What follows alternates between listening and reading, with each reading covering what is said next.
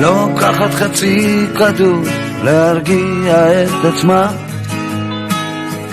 וזורקת משפט של אימור, אתה או אני או אתה, ואני בתוכי סגור, מילותיי כבר עיניים יוצאות, וחוץ מללחוש את שמה מנגב לה את הדמעות. תבכי לי עכשיו, תבכי אני אומר, זה כואב ויכאב, אבל בסוף זה ישתחרר. תבכי במקומי, אני כבר לא יכול לבכות, אני תפקידי לנגב לך את הדמעות. תראה, היא אומרת לי, הרפל מכסה את הכביש, הבעיות מתחילות בראש, החיים מפחידים מספיק, ואני בתוכי סגור, לא יכול שום דבר לראות, וחוץ מללחוש את שמה לנגב לה את הדמעות.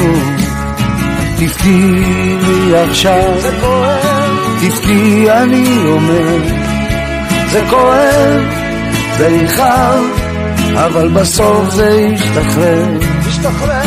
תבכי במקומי, אני כבר לא יכול לבכות, אני תפקידי לנגב לך את הדמעות.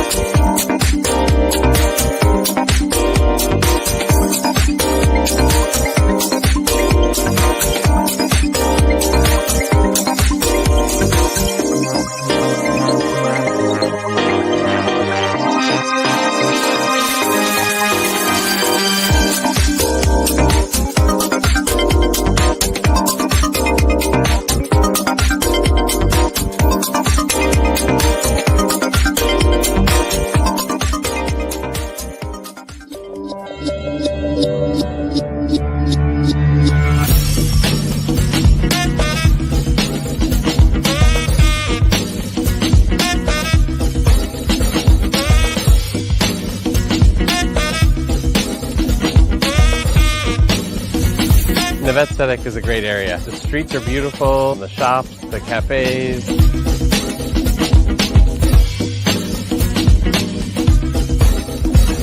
I find this to be a very kind of bohemian feeling town.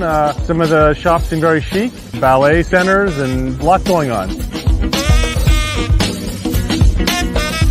Is very much like a little Paris, a 5-minute walk away, and it's very, very different.